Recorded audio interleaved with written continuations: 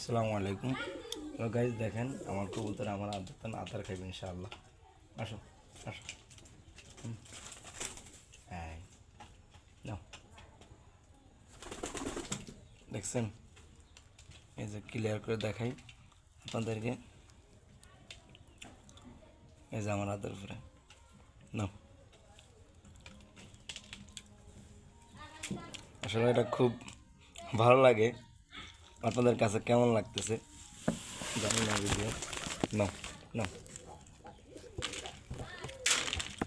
এই যে ও আমার খুব প্রিয় কবুতর। দোয়া করবেন আমার জন্য, আমার কবুতরগুলোর জন্য, যেন আল্লাহ ওরে সুস্থ রাখে।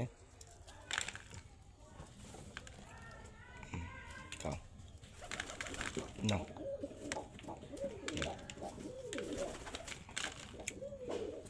প্রথমে আস্তে আস্তে ওরে করাইছি,